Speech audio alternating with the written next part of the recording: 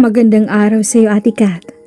Alam kong maraming manggagalaiti at magagalit sa kwento ng buhay ko. Ngunit gusto ko itong ibahagi para na rin makapagbigay ng aral sa mga listeners ninyo. Ako nga po pala si Sheena. Kasalukuyang 29 years old na at masaya na sa buhay at may sariling pamilya na. Ang ibabahagi ko po sa inyo ay ang karanasan ko noong naging kasambahay ako sa edad na 21. Good morning po, madam. Sir, nakapagluto na po ako ng agahan. Bungad, nasabi ko sa mag-asawang kabababay lamang sa hagdan.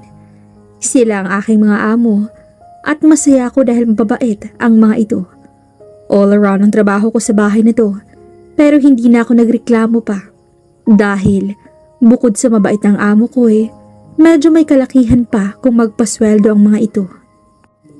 Abay, napakasipag mo talaga, Sheena. Maswerte kami at sa amin ka napunta. Papuri pa ng aking among babae na si Madam Tina. Ay naku, madam, hindi naman po. Ginagawa ko lang po ang trabaho ko, pero salamat po. Nahihiya ko pang sabi sa papuri ng aking amo. Aalis na sana ako para gumawa pa ng ibang gawaing bahay nang napahinto ako dahil bigla na lang akong pinigilan ng amo kong si Sir Stanley.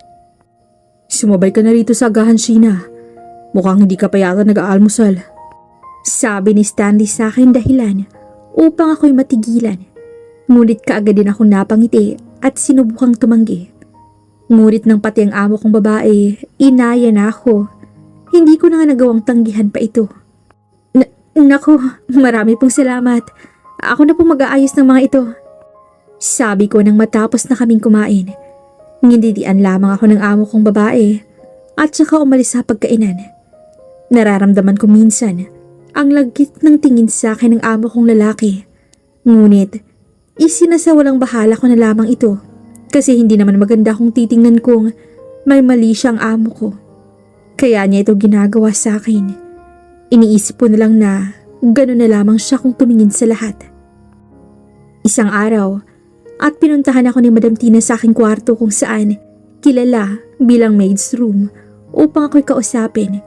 Medyo bumakas ang kaba sa akin sa hindi mawaring dahilan. Dahil bakit ako kakausapin ng aking amo sa ganitong oras?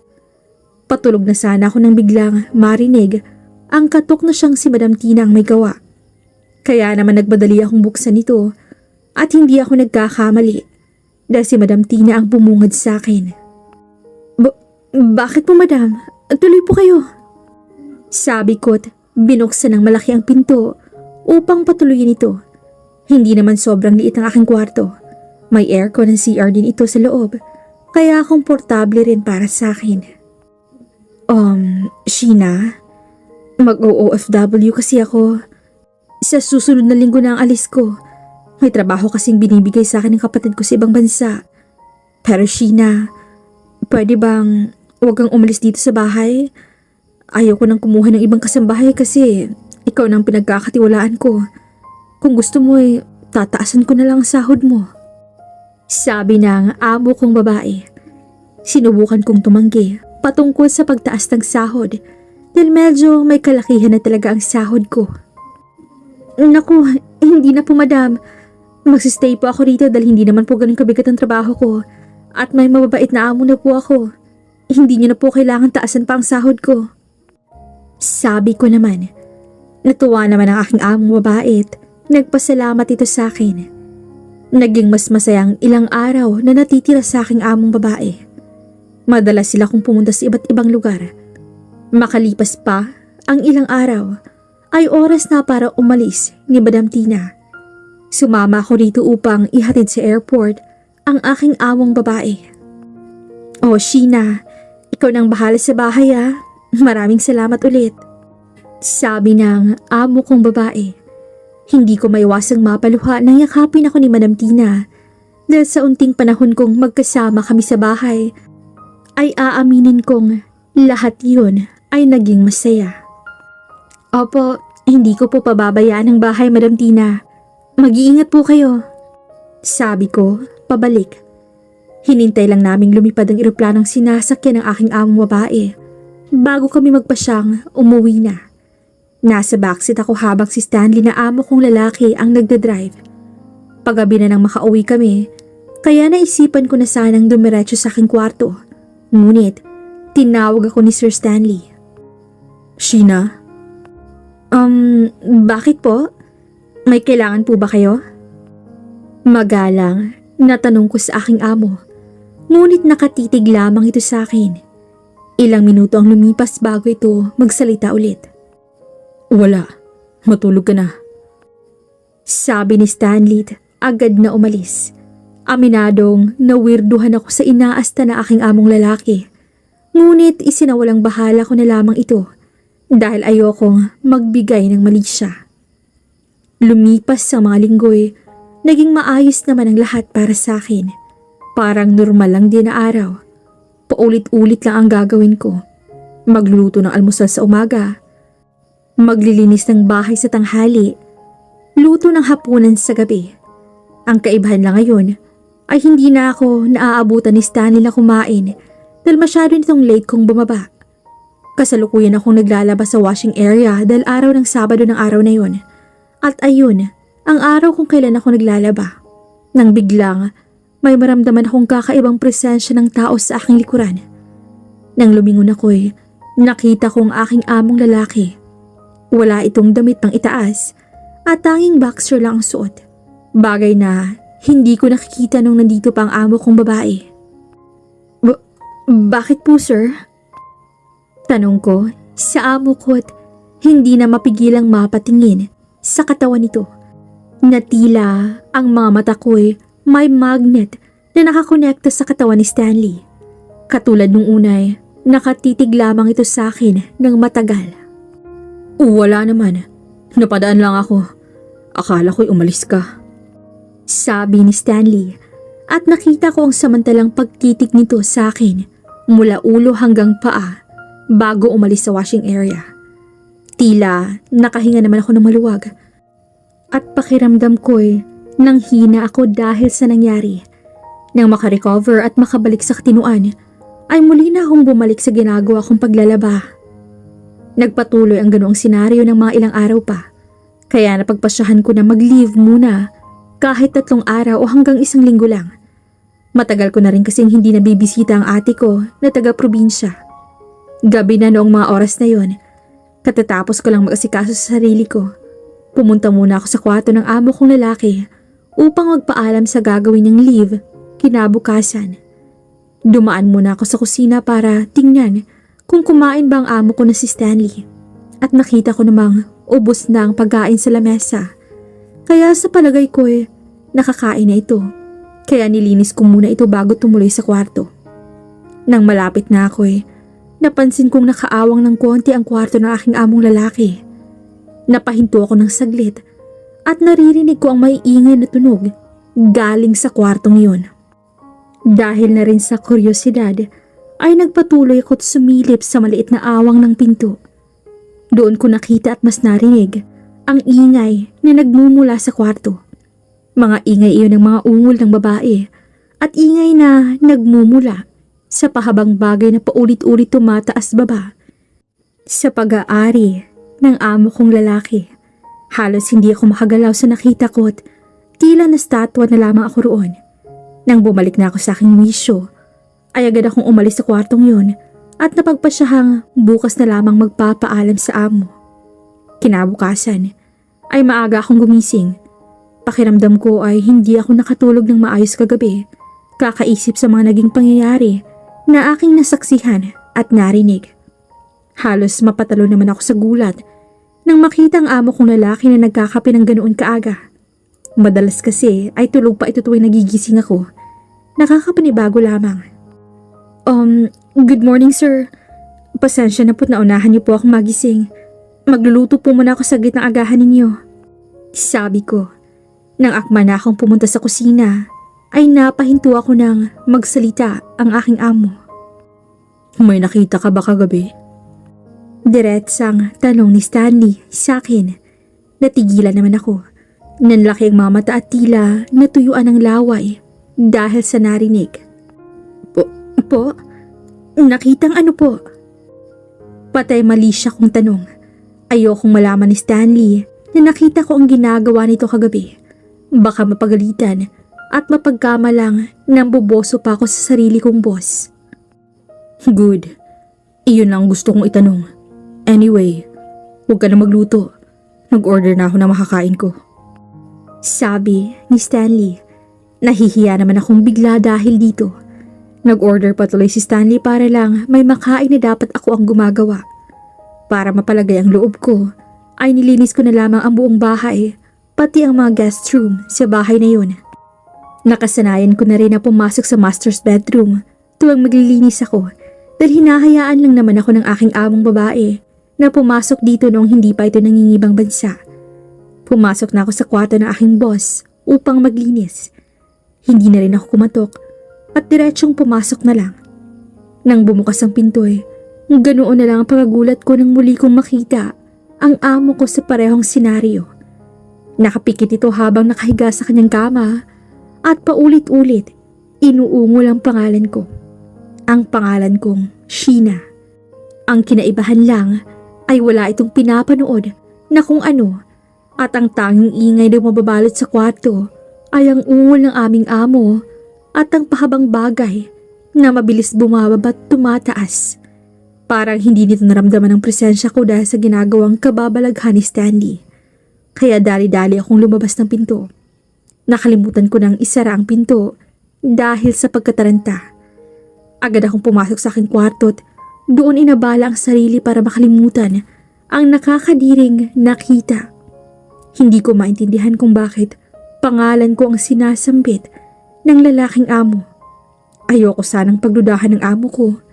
Ngunit dahil sa nakita ko mas tumibay ang aking ebidensya na may pagnanasa nga ito sa akin. Nang makapag-impake na ako ay agad rin akong naligot, nag-ayos ng sarili. Parang hindi pa ako handa na makita muli ang aking amo dahil sa nangyari. Ngunit wala na akong choice kung hindi ang magpaalam dito para makaalis na ako kaagad. Huminga muna ako ng malalim bago lumabas ng pinto. Pero nakita kong aking amo na nasa sala at nanunood ng palabas. Kaya agad na akong lumapit para makapagpaalam.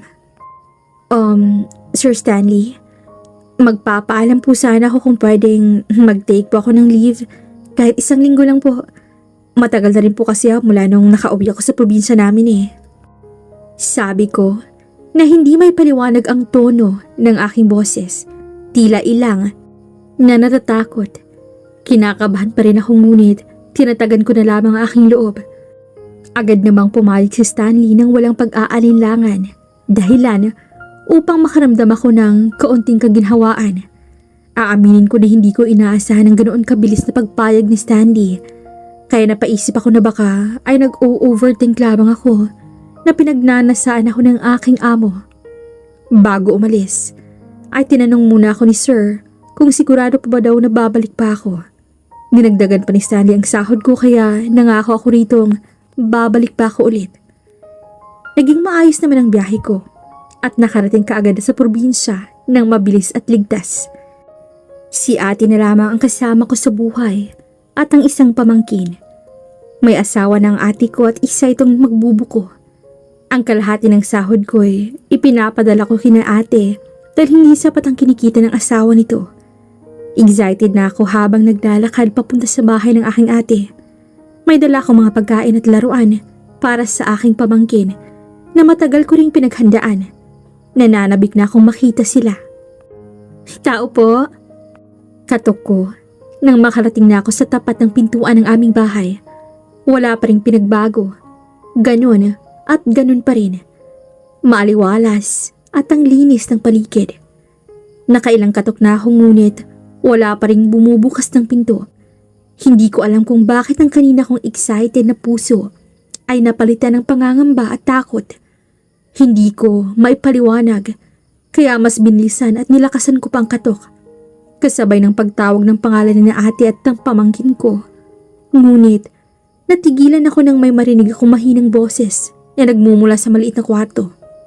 Agad akong pumunta roon. Nang hina ako at mabilis na nagunahan ang aking mga luha nang nakita ko. Kitang-kita ng dalawang mga mata ko ang aking pamangkin na nakaratay.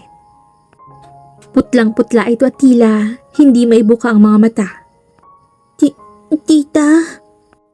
Mahinang tawag sa akin ng pamangkin ko. Hinang-hina ito.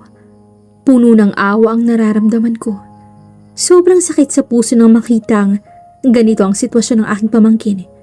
Hindi ko na alam kung nasaan ang ate ko. Agad na akong nagmadali at lumabas ng bahay. Buong puwersa akong sumigaw upang manghingi ng tulong sa mga kapitbahay. Gusto ko nang dalhin sa ospital ang aking pamangkin. Nasaktuhan naman ang pagdating ng aking kapatid. Anong nangyari dito, Sheena? Nakauwi ka na pala? Gulat na sabi ni ate. Ngunit hindi ko muna ito inintindi at paulit-ulit na sinabing kailangang madala sa ospital ang pamangkin ko. Nang makarating sa ospital ay nalaman na dengue ang sakit ng pamangkin ko at hindi ko na naiwasang ilabas ang inis sa aking ate. Ano ba naman yan, ate? Kung hindi pa pala ako nakauwi ay malamang patay ng pamangkin ko. Hindi kayo nagsasabi sa akin. Pwede naman akong magpadala ng pera kung kinakailangan. Inis na sabi ko. Medyo malala na rin kasi ang kalagayan ng aking pamangkin at kung hindi pa ito naidala sa ospital ay posibleng humantong ito sa hindi namin gugustuhing mangyari. Hindi naman kasi namin alam na dengue na pala. Akala namin simpleng lagnat lang. Paliwanag naman ni ate. Kumalma na rin ang loob ko. Ayaw ko ring tumagal ang sama ng loob ko sa aking ate lalo na't bihira lang kaming magsama.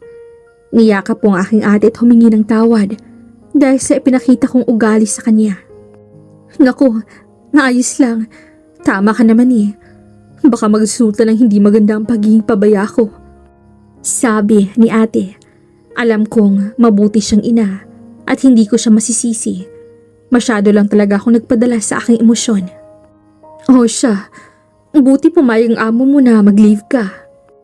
Tanong ni ate. Dahil sa wala na akong ibang pamilya, ay ganoon na lang ang closeness namin ni ate. Kaya halos lahat ng nangyayari sa aking buhay ay alam niya. At siya lang ang pinagsasabihan ko. Maagang namatay ang aming mga magulang. Kaya naman, kami na lang ni ate ang nagtutulungan at nagsama sa loob ng mahabang panahon. Kaya nga ate, dinagdagan rin ng boss ko ang sahod ko. At alam mo ba ate, kaya gusto ko ring mag-leave ay dahil may napapansin akong kakaiba sa amo kong lalaki simula nang umalis si Madam Tina. Nung unay, nakita ko siyang nanunood lang kung ano sa cellphone niya. At kanina naman, ay inuungol niyang pangalan ko. Kung minsan pa yung mga titig niya sa akin ay malagkit. Ay, ayoko nalang mag-isip ng kung ano-ano. Pero hindi ko mapigilan eh. Mahabang paliwanag ko kay ate. Nakikinig naman siya sa mga sinasabi ko. Nang matapos, ay sinabi ni ate na kung hindi na ako komportable sa asta ng amo, ay magre-resign na lang ako. Naku ate, wala na siguro ako mahanap na mababait na amo na katulad nila. At ang sahod, sobrang laki nila magbigay ng sahod para sa isang katulong. At isa pa, nangako rin ako kay Madam Tina na hindi ako aalis sa bahay na yun. Siguro pagtsatsagaan ko na lang muna si Sir Stanley. Sagot ko sa sinabi ni ate. Walang nagawa si ate kung hindi ang unawain ako at pumayag sa gusto ko. Medyo may kalakihan ng bill sa ospital at ang mga gamot ng pamangkin ko kaya halos maubos na rin ang sahod na dala ko. Ngunit hindi na yun ang inisip ko ng mga oras na yun at baliwala na yun sa akin dahil kaya ko namang kitain muli ang pera. Ngunit ang buhay ng pamangkin ko hinding-hindi na mababalik kapag nawala. Lumipas ang ilang araw ay nakauwi na rin ang aking pamangkin. Sumakto ito sa aking birthday kaya naman naghanda kami ng kaunti upang may pagsaluhan. Sheena, hanggang kailan bang ipinaalam mo na leave? Baka tanggalin ka na ng amo mo pag di ka agad nakabalik. 1 linggo ang paalam ko ate, kaya bukas ay babalik na rin ako roon. Pero huwag po kayo mag-alala, susubukan kong dito magpasko at magbagong taon. Sagot ko naman dito. August na rin kasi ng mga panahong yun. Ilang kwentuhan at tawanan pa ang nangyari sa hapag bago namin napagpasyahang matulog na. Parang sanay ng katawan ko na maaga kong gumising dahil na rin sa trabaho ko. Kaya kinabukasan ay wala pang haring araw ay nagising na ako. Naglinis na lang ako ng konti sa bahay bago ko napagpasyahang maligo at mag-ayos na. Tanghali na nang maayos ko ng lahat ng kakailanganin ko. Kaya napagpasyahan ko rin na umalis para hindi ako masyadong gabihin. Magpagaling ka pa ha. Pagbalik ni tita, marami akong regalo sa'yo. Sabi ko sa pamangkin ko't mahigpit na niyakap ito. Sheena, kapag hindi mo na kaya ang weirdong trato sa'yo ng amo mong lalaki, bumalik ka lang dito ha. Nag-aalalang sabi ni ate at niyakap niya din ako pabalik.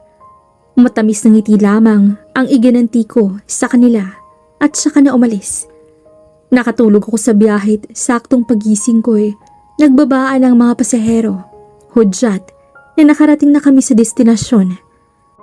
Agad kong kinuha ang gamit ko at bumaba na sa bus. Halos magagabi nang makarating ako sa bahay ng aking amo. Agad akong pumasok dahil masarili naman akong susi sa gate at main door. Dahil sa pagod ko'y tuloy-tuloy na akong pumasok at ang tanging nasa isip ko lang ay makarating na sa aking kwarto upang makapagpahinga. Pagbukas ko ng pinto ay hindi ko inaasahan ang nakita ko. Ang amo kong lalaki na si Sir Stanley at ang babae na hindi ko kilala ay may ginagawang milagro sa may sofa. Hindi ko napigilan na mapasigaw dahil sa gulat, kaya napukaw nito ang atensyon ng babae at ng aking amo. Dali-daling napatayo ang aking amo at pati ito'y tila gulat nang makita ako na nakatayo sa may bandang pituan. Love, who is she? Maarting tanong ng babaeng kabit ng aking amo. Gusto ko siyang sugurin at sabunutan, pero wala akong karapatang gawin yon. Tiningnan lang ni Sir Stanley ang babaeng yun at sinenyasa na umakyat sa taas. Nakuha naman agad ito ng babae at nagmadaling umakyat sa kwarto ni Stanley nang wala man lang kung anong panakip sa katawan. Agad na sinuot ni Stanley ang short niya at nang matapos ito'y lumapit ito sa akin at may hawak itong ilang libo at inabot sa akin.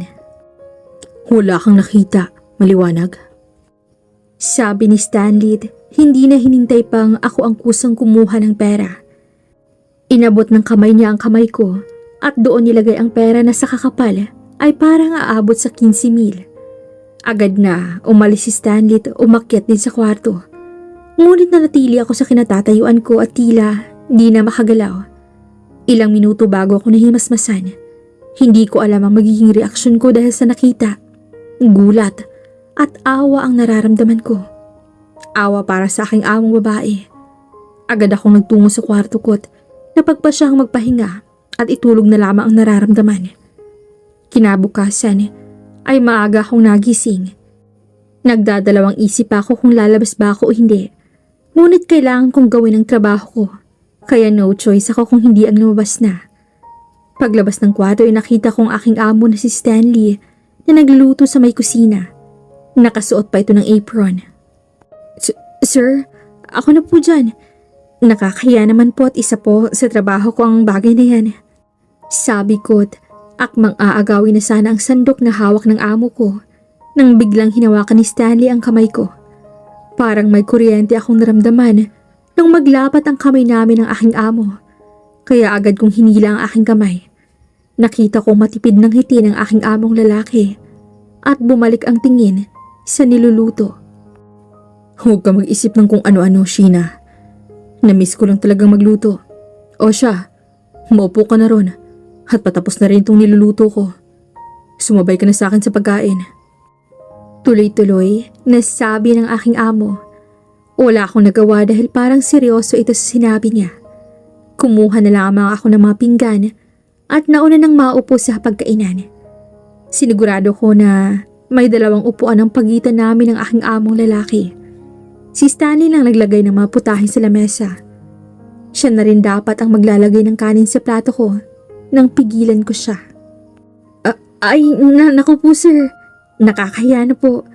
Ako na po magsasandok ng kanin ko. Sabi ko at agad na kinuha ang sandok sa kamay ni Stanley. Napangiti na lamang aking amo sa aking ginawa at bumalik na sa upuan nito. Tahimik lamang kaming kumakain ng si Stanley lang pumutol sa katahimikang nangyayari sa aming dalawa. Alam kong Nabibigla ka sa mga nakita mo nitong mga nakaraan. Pero gusto kong linawin sa'yo na hindi yun katulad ng iniisip mo. Sabi ni Stanley sa akin pero nanatili ang tingin sa pagkain. Gulat naman akong napatingin sa lalaking amo dahil hindi ko aakalain na magpapaliwanag ito sa akin. Po? Gusto kong maintindihan mo, Sheena, na lalaki ako. May pangangailangan at hindi yun matugunan ng Madam Tina mo dahil wala siya rito. At yung babaeng nakita mo rito nung nakaraan ay pangpawi lamang ng tawag ng laman. Huwag ka mag-alala, Sheena. Hindi ako namimilit ng babae. Sila ang kusang lumalapit sa akin. O siya, tapos na akong kumain. Ikaw na lang bahalang mag-ayos dito ha. Mauuna na ako.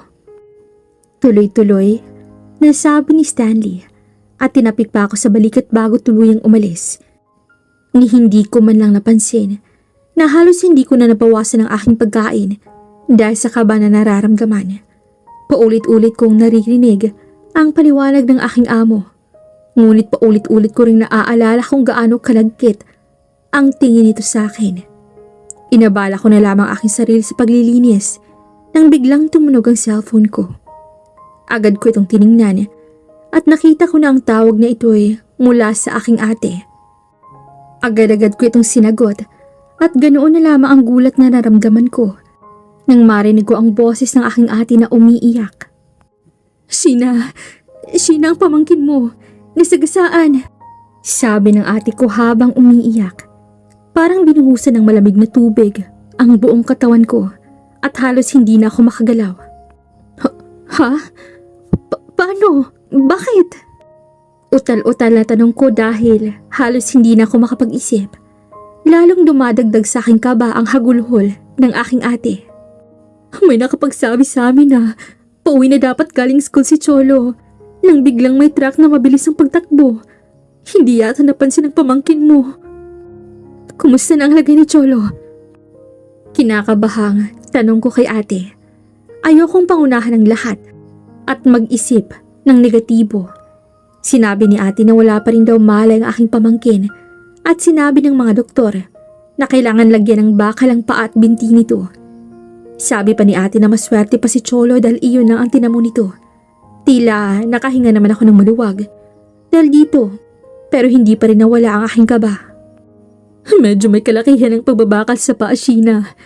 Hindi namin alam kung saan kukuha ng ganoon kalaking halaga. Ang sabi ng doktor ay hanggat maaari ay maoperahan na si Cholo dahil baka mas lumala pa ang lagay nito.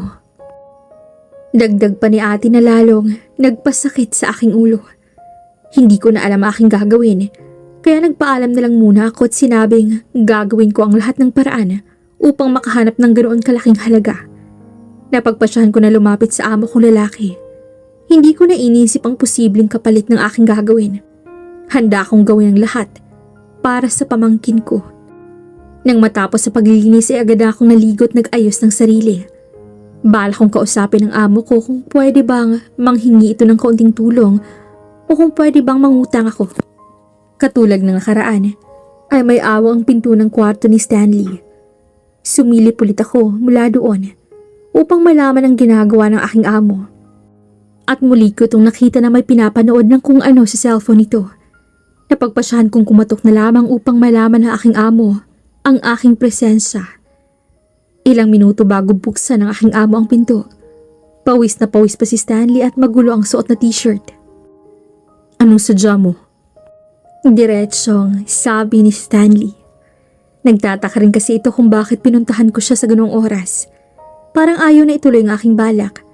Ngunit nang maalala ko ang aking pamangkin, ay muli akong nagkaroon ng lakas ng loob.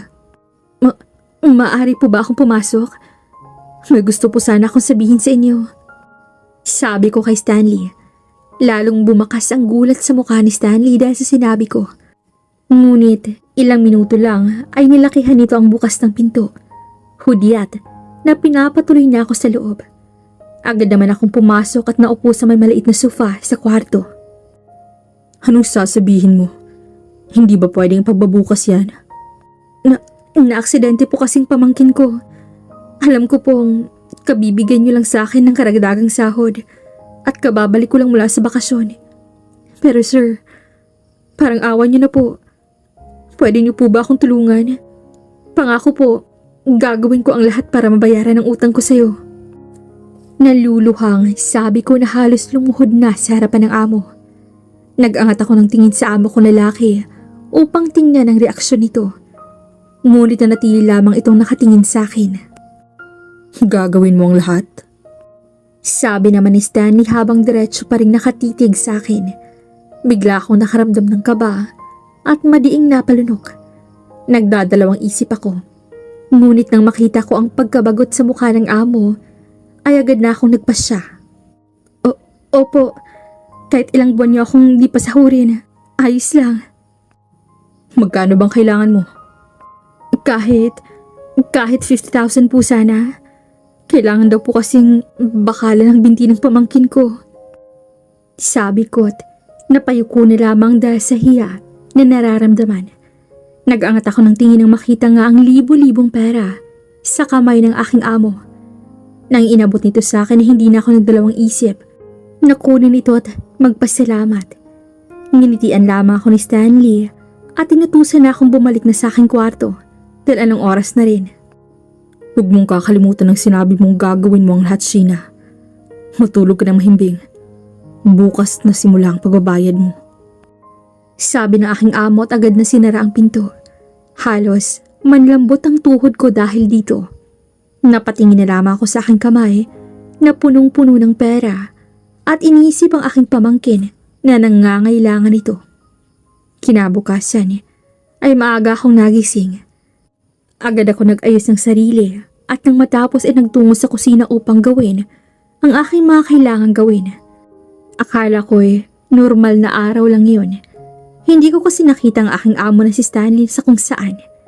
Abala ako sa pagluto ng uulamin ni Stanley nang bigla akong may naramdamang mga braso na pumulupot sa akin. Halos maligas ako dahil sa brasong iyon ay unti-unting tumataas paakyat sa aking dibdib.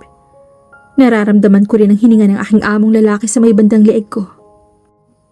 Napakabango mo talaga, Sheena. Hindi ako mapaghintay na matikman ka. Mahinang bulong ni Stanley sa akin at dumampi pa ng halik sa aking balikat bago umalis. Parang ilang minutong hindi ako nakahinga dahil sa ginawa ng aking amo. Nang makaalis si Stanley ay parang natanggalan ako ng tinik at tuluyang nakahinga. Nagmistula akong hingal na hingal dahil sa paghahabol sa aking hininga. Naluluha na lamang ako. Alam kong kasalanan ko rin ito pero hindi ako makapagreklamo dahil bayad na ako ng aking amo. Ipinagpatuloy ko na lamang aking ginagawang pagluluto habang umiiyak. Matapos kong magluto ay hindi pa rin bumababa si Stanley kaya napagpasyahan ko na lamang na maglaba. Katulad ng inaasahan ko sobrang tambak na ng labahin. Isinasalansan ko na aking mga labahin nang biglang may mga brasong humilas sa akin at may naramdaman akong katawan sa aking likod. Inamoy ni Stanley ang aking buhok pababa sa aking leeg. Mahinang umungol si Stanley habang patuloy pa ring inaamoy ang iba't ibang parte ng aking katawan. Ang mga malilikot na kamay ni Stanley ay napunta sa ibabang bahagi ng aking damit at agad na pumasok dito upang hawakan ang aking dibdib. Patuloy nitong pinaglaruan ang aking hinaharap bago na pagpasyahang tanggalin ang aking pangitaas. Nanatili akong nakatayo at hindi pa rin gumagalaw. Wala akong ibang nagawa kung hindi tanggapin ang ginagawa sa akin ng aking amo. Agad akong itinulak ni Stanley sa may pintuan at dito ako sinimulang halikan. Napapikit na lamang ako at hinayaan ang aking mga luha na tumulo habang ang halik ni Stanley ay pababa na ng pababa hanggang sa maabot niya ang aking hinaharap.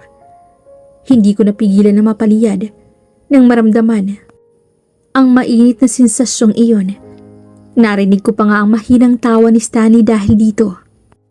Huwag ka mag-alala. Ngayon ka lang maiiyak. Sabi ni Stanley at pinagpatuloy ang paghalik sa akin hanggang sa marating na nito ang kanyang sadya. Ibinaba ni Stanley ang lahat ng aking suot at itinaas nito ang aking kanang hita at doon sinimulan ang kanyang balak sa akin. Hindi ko na napigilan ang mga halinghing na nanggagaling sa aking bibig. Kinagat ko na lamang ang aking labi upang pigilan ang mga pasigaw ng malakas dahil sa kakaibang sensasyong pinapadama sa akin ng aking amo. Nang maabot ang sukdulan, ay agad na tumayo si Stanley at sinimula namang paligayahin ang sarili. At nang dahil doon, ay buong washing room ay napuno ng ingay naming dalawa. Ilang linggo ang lumipas ay patuloy pa rin ang mga ganoong gawain namin ni Stanley. Malaking perang natatanggap ko mula dito, kaya hindi na ako tumatanggi pa. Ngunit iniipon ko ang mga perang binibigyan ni Stanley sa akin. Madalas, ay kahit saan na lang kami nagpapang-abot, ay may nangyayari sa aming dalawa. Ngunit sinisigurado ko sa aking sarili nang hindi ako mahuhulog sa aking amo at tanging pera lamang ang kailangan ko dito. Tuwing darating ang period mo kada buwan, ay bibigyan kita ng bonus. Sabi ng aking among lalaki habang nakahiga kami sa kama nito. Kakatapos lang akong gawing parausan nito. Napatangon na lamang ako sa sinabi nito at nagpasalamat. Pero paano kung mabuntis mo ako? Kabang tanong ko dito. Seryoso lamang akong tinapunan ng tingin ni Stanley, kaya ako na lamang ang nagbaba ng tingin. Hindi pwede. At kung mangyayari man yan, alam mo na ang gagawin mo. Seryosong sabi ni Stanley sa akin at inutusan na ako nitong magbihis at umalis na sa kwartong yon. Malaki na rin ang naipon ko ng mga panahong yon. Sa tansya ko ay umabot na ito ng 1,000,000. Noong gabi ring iyon ay agad na akong tumawag kay ate. Oh, napatawag ka. Kumusta naman ang lagay mo dyan? Sabi ni ate pagkasagot ng telepono. Natawa naman ako ng konti dahil parang nag-aalala ito ng sobra sa kalagayan ko. Huwag ka mag-alala ate. Ayos lang ako dito. Magpapadala pala ako ng pera. Medyo may kalakihan to at makikisuyo sana ako ate na sana itayo mo to ng negosyo. Magtayo ka ng karinderya dahil masarap ka namang magluto. Kapag medyo ayos na ang lagay ng magiging negosyo natin, ay uuwi na rin ako dyan. At dyan ako mananatili. Mahabang sabi ko kay ate. Tila nagtaka naman si ate kung bakit bigla ako nag-decide ng ganito. Pinaliwanag ko naman ng maayos kay ate na wala siyang dapat alalahanin at ayos lang ang lahat. Nang makumbinsi ko ito ay agad itong pumayag at kinabukasan nga ring iyon ay ipinadala ko ang naipon kong pera. 3 buwan mula ngayon ay uuwi na si Tina. Sabi ni Stanley habang nakayakap sa aking likod. Para bang bigla akong binuhusan ng malamig na tubig dahil sa nalaman. Aaminin ko na nagkasala ako kay Madam Tina at wala na akong mukhang maihaharap dito. Kaya dapat, sulitin na natin ang mga natitirang sandali natin. Sabi ni Stanley sabay halik sa liig ko. At katulad nga ng aking inaasahan, ay may nangyari naman sa amin sa may kusina. Mas napadalas ang pagkakaroon namin ng sexual na interaksyon ni Stanley. Kaya mas mabilis din ang dating ng pera sa akin. Lumipas ang ilang buwan na paulit-ulit ang ganoong gawain namin hanggang sa nakatanggap na ako ng tawag galing kay ate. Hello ate, ano pong balita? Agad na tanong ko pagkasagot ng telepono. Napangiti na lamang ako sa saya nang sabihin ni ate na gawa na ang pinapagawa kong karinderya. At anytime ay makakapagtinda na. Talaga po ate? Sige po, bukas na bukas din ay magpapadala ako ng pera para makabili na ng mga gagamitin at sangkap. Maraming salamat ate. Natutuwang sabi ko. Hindi ko inaasahan na magiging ganito kabilis ang pagpapatayo ko ng negosyo. Nagkwento pa ng ilang bagay si ate at nagkamustahan bago ito muling nagtanong sa akin. Oh, kailan ka ba uuwi dito? Miss na miss ka na ng pamangkin mo. Sabi ni ate. Bigla akong natigilan dahil sa tanong ni ate. Sumagi rin kasi sa isip ko ang papalapit na pagdating ng aking amo na si Madam Tina. Malapit na ate. Baka sa susunod na buwan din ay uuwi na ako para matulungan ka na dyan sa karinderya. Sabi ko Agad na nagpaalam kay ate at sinabing may gagawin na ako dahil hindi na kinakaya pa ng konsensya ko. Nang mamatay ang tawag, ay agad na lamang akong napaupo sa aking kama at hindi ko napigilang hindi maluha dahil sa guilt. Naging mabait sa akin si Madam Tina. Ngunit anong gagawin ko kung biktima lang din ako ng kahirapan at kinakailangang kumapit sa patalim? Ilang minuto ko munang hinayaan ang aking mga luha na pumatak hanggang sa gumaan ang pakiramdam ko bago na pagpasyahang ayusin ang aking sarili at magsimula na sa aking gawain. Paglabas ko ng kwarto agad na yakap ni Stanley ang sumalubong sa akin. Ang tagal mo namang lumabas. Nagugutom na ako. Sabi ng aking amo na inaamoy-amoy pa ang aking buhok. Napapikit na lamang ako sa kawalan ng kakayahang magreklamo at hinayaan ng aking amo na gawin ang gusto niya. Ilang minuto lang din ay inutusan na ako nitong magluto. Tila nakahinga naman ako ng maluwag dahil dito. Akala ko kung ano na naman ang gagawin niya sa akin. Agad ko nang tinapos ang aking gawain at nang matapos itong lahat ay nagkulong na ako sa aking kwarto. Mabilis na lumipas ang mga linggo na puro taguan ang nangyayari sa amin. Hanggat maaari kasi ay tinatapos ko agad ang lahat ng aking gawain at magkukulong na sa kwarto upang hindi kami magtagpo. Hanggang sa napag-alaman ko na 3 araw na lang ay uuwi na si Madam Tina. Kaya tuluyan ko nang tinigil ang hindi tamang namamagitan sa amin ng aking among si Stanley. Tumigil ka na, Sir Stanley. Itigil na natin to. Malakas na sabi ko't pilit na tinulak si Stanley nang sinubukan na naman itong yakapin at halikan ako. Nakita ko ang gulat na namutawi sa mukha ni Stanley. Hindi ko na kinakaya ang guilt na nararamdaman ko gabi-gabi. Hiyang-hiya na ako kay Madam Tina. Naging mabuti siyang amo at ate sa akin. Pero ganito ang ginagawa ko sa likod niya. Umiiyak na sabi ko. Nanatiling nakatitig lamang si Stanley sa akin at hinayaan akong magsalita. Kung hindi ka patitigil, ay mapipilitan akong sabihin ito kay Madam Tina. Banta ako't aalis na sana nang bigla akong pigilan ni Stanley at agad na pinisil ang magkabilang pisngi ko. Masyadong madiin ang pagpisil nito sa aking mukha, kaya naluha na lamang ako. Subukan mo magsumbong. Aayaw ka kung kailan ilang libo nang nagastos ko sa'yo. Ang kapal naman ang mukha mo. Malakas na sigaw ng aking lalaking amo at malakas na sampal ang iginawa dito sa akin. Nang matumba ako'y agad na padabog na umalis si Stanley. Napahagulhod na lamang ako't agad na tumayo upang pumunta sa kwarto ko. Napagpasyahan kong aalis na ako sa mismong araw na yun. Agad akong nag-impake at inayos ang aking mga gamit. Nang matapos sarili ko naman ang nagpagpasyahan kong ayusin.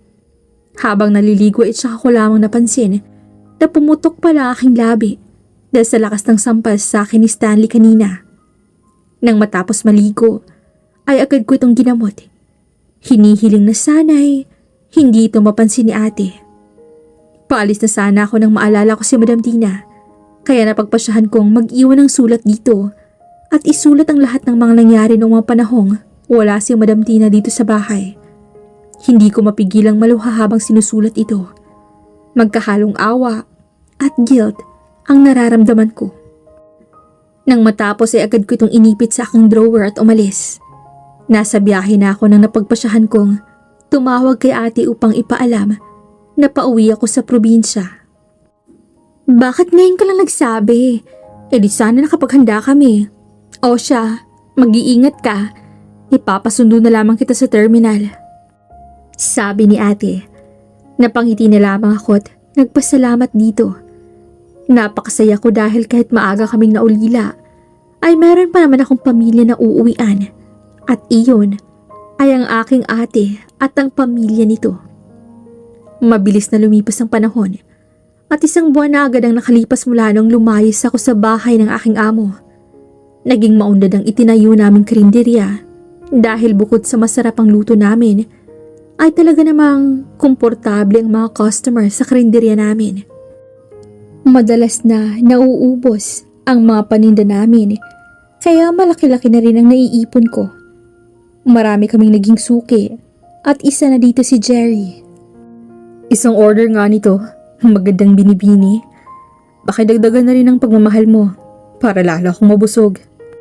Sabi ng isang lalaking suki namin, si Jerry. Matagal na itong sinasabi na may gusto siya sa akin at halos araw-araw ay bumibili ito sa karinderya namin upang magpapansin. Binata si Jerry at medyo may itsura din. Hindi ko nga lang priority sa ngayon ang mga lalaki.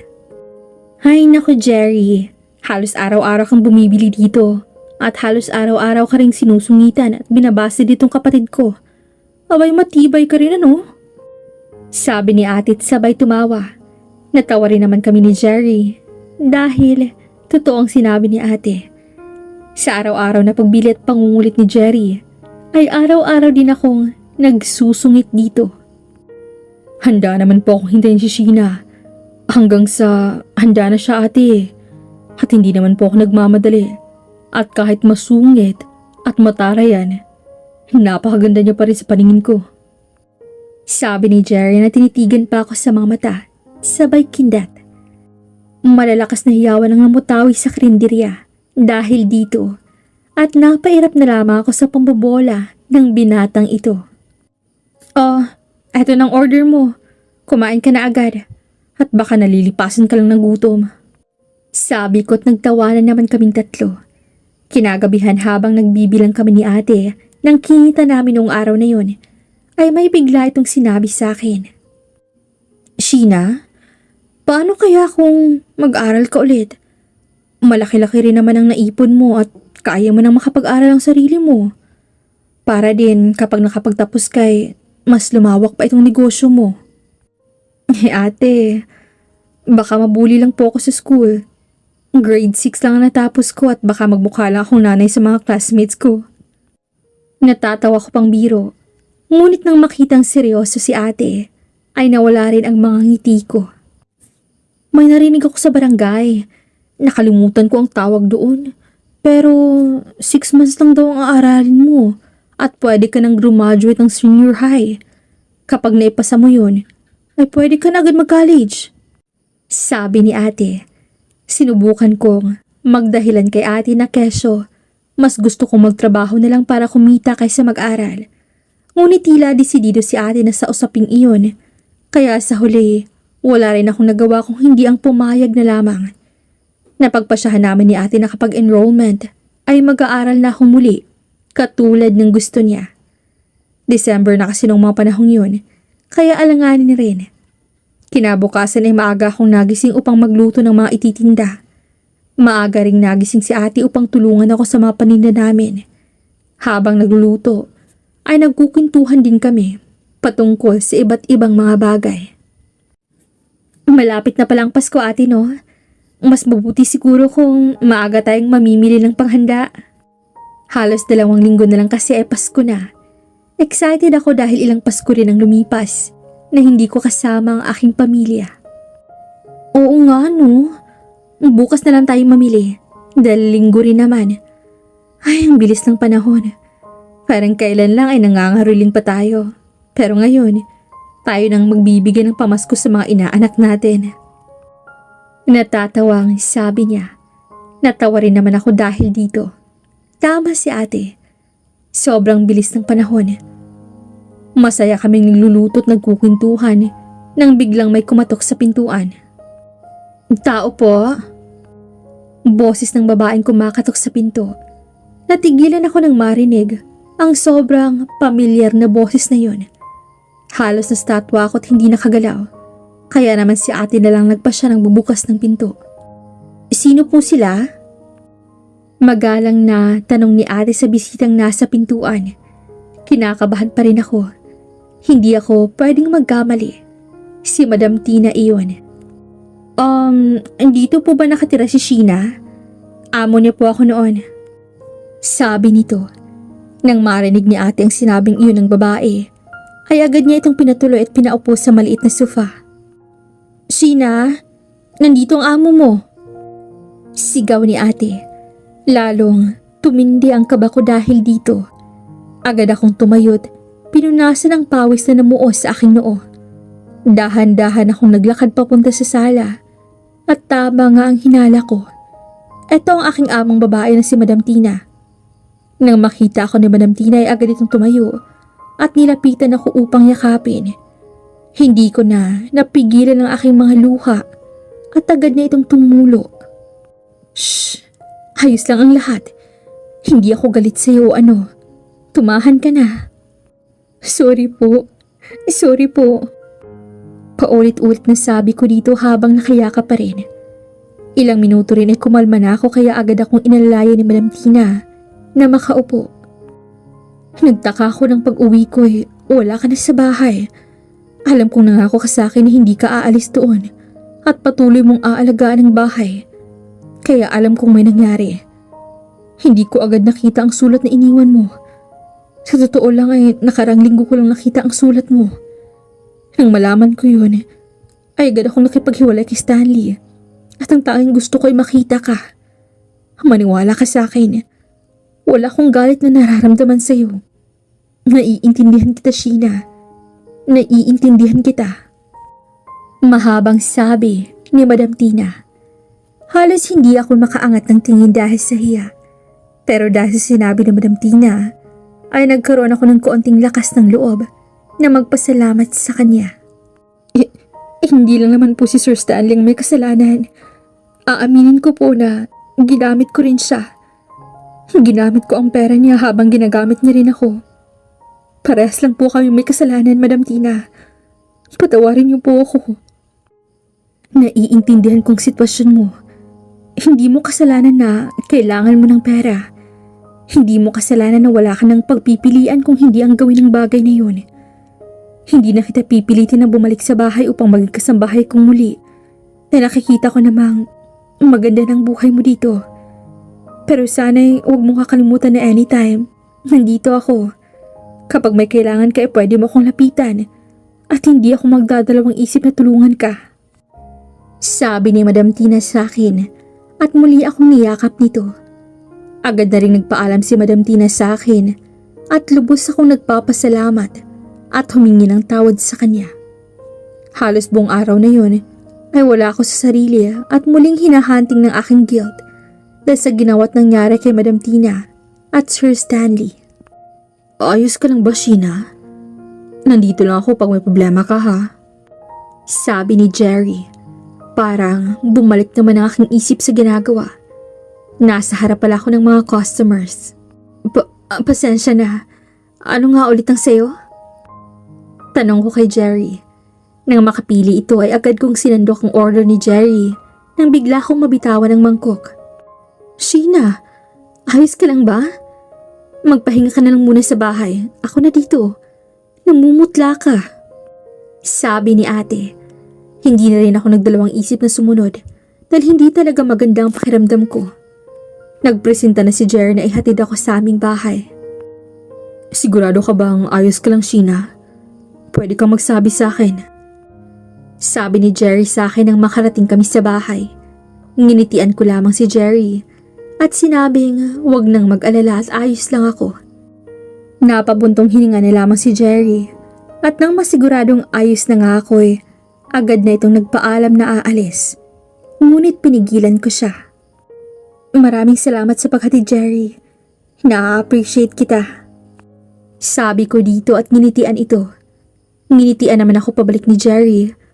At muli na itong nagpaalam. Agad akong nakatulog ng mga oras na yon. At sa tingin ko dahil sa sobrang pagod, kaya ganoon na lamang kasama ang pakiramdam ko. Nagising ako nang may dumadampi na basa sa aking noo at pisngi. Napamulat ako at nakita si ate sa tabi ko.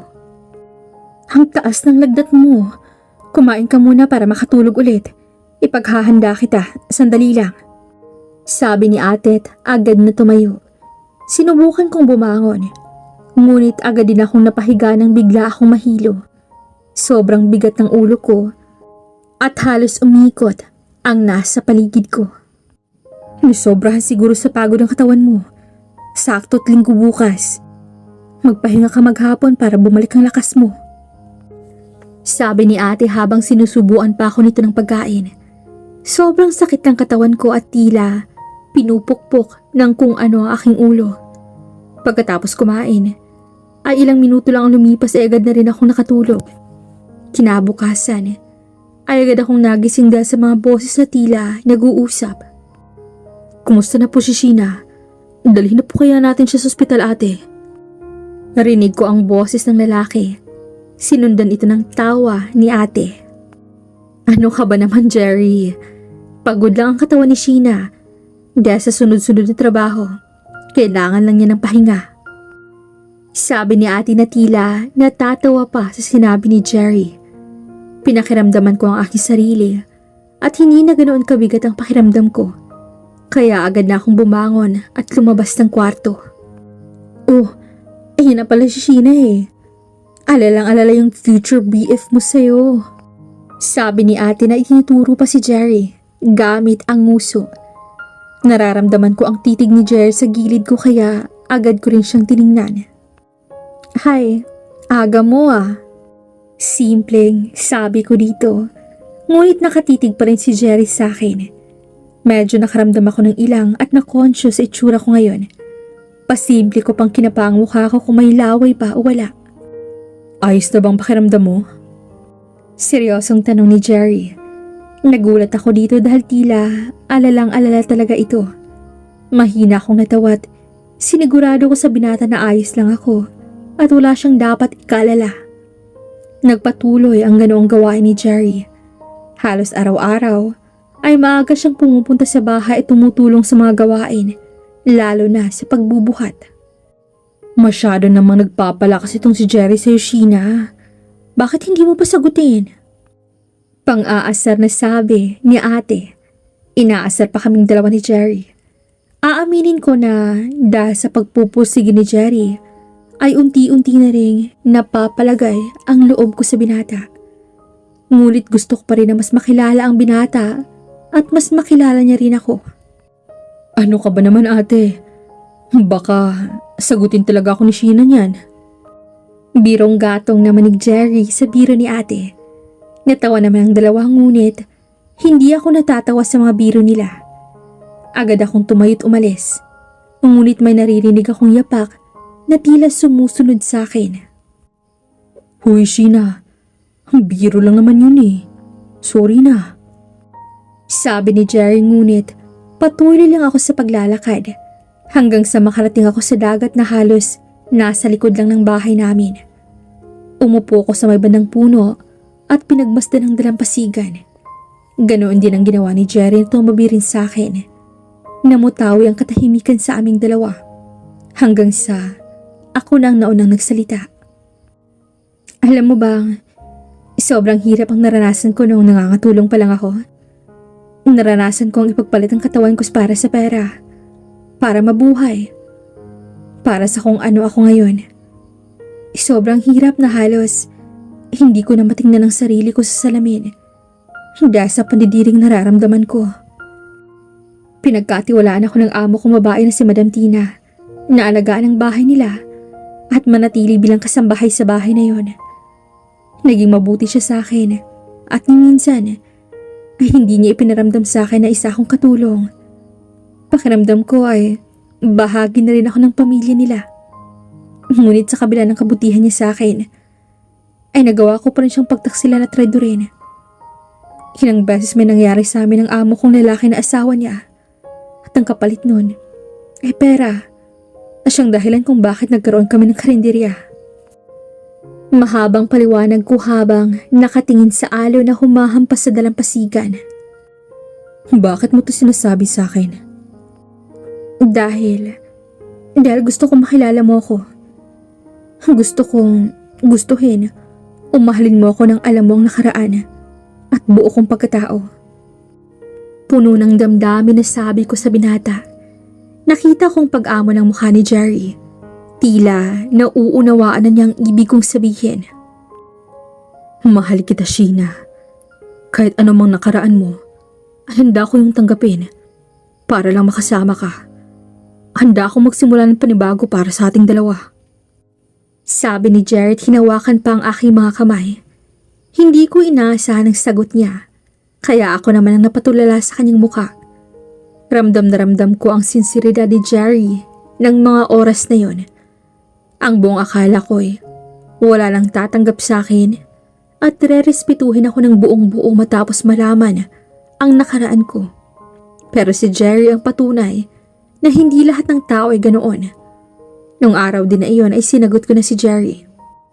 Hindi lang dahil sa kung paano niya ipinaramdam sa akin na karespe-respeto pa rin ako matapos ng lahat ng kasalanan ko, kundi dahil mahal na mahal ko na rin si Jerry.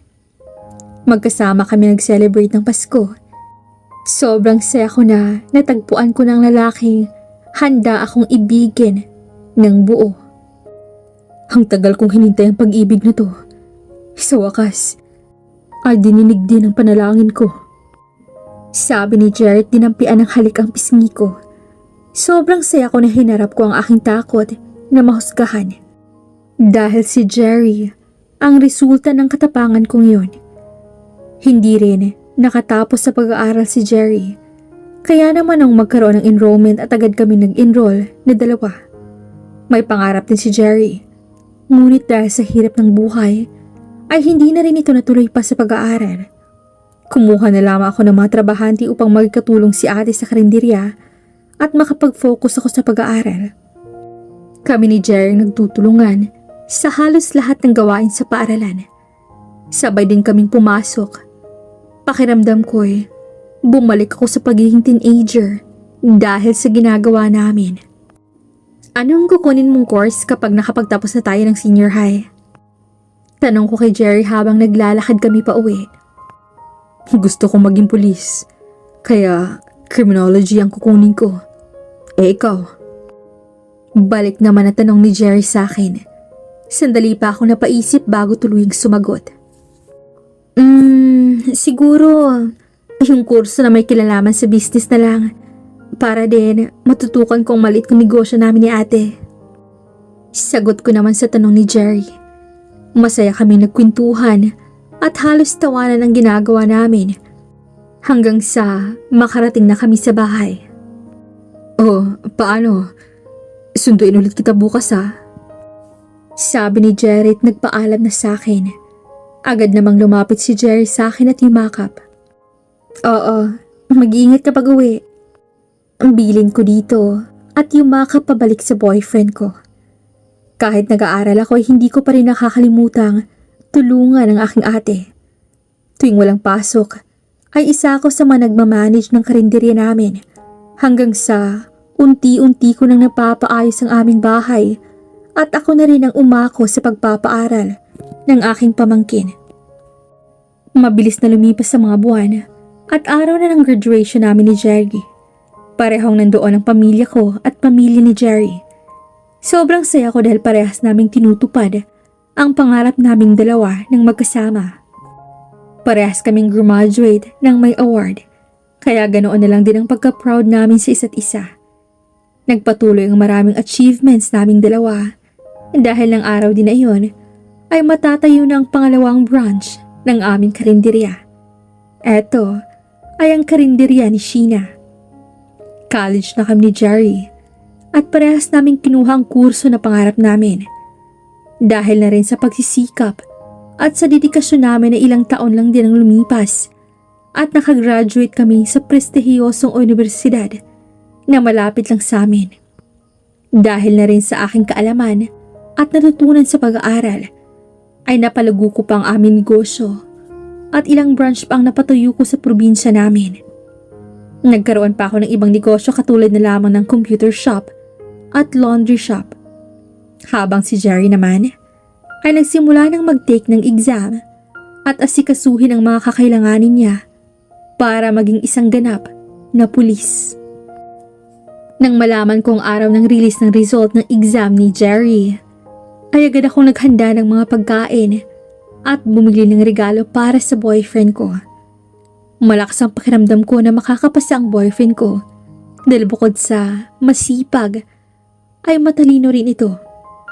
Pagkatapos maghanda, ay agad na kaming pumunta sa bahay ni Jerry kasama si ate, pati ng pamilya nito. Gusto ko sanang isurpresa si Jerry, ngunit nang makatapak pa lang ako sa bahay ni Jerry ay tila ako ang nasurpresa. Madilim ang loob ng bahay, kaya agad kong pinindot ang switch ng ilaw. Pagkabukas ng ilaw ay tila naging pula ang lahat ng paligid sa bahay na yun dahil sa dami ng rosas na nakapaligid sa lugar. Tila pinaghandaan din ito ni Jerry dahil napansin ko ang mga handa na nasa lamesa. Nakita kong nakatayong si Jerry habang ang mga magulang niya ay nakatayo rin sa bandang likod niya.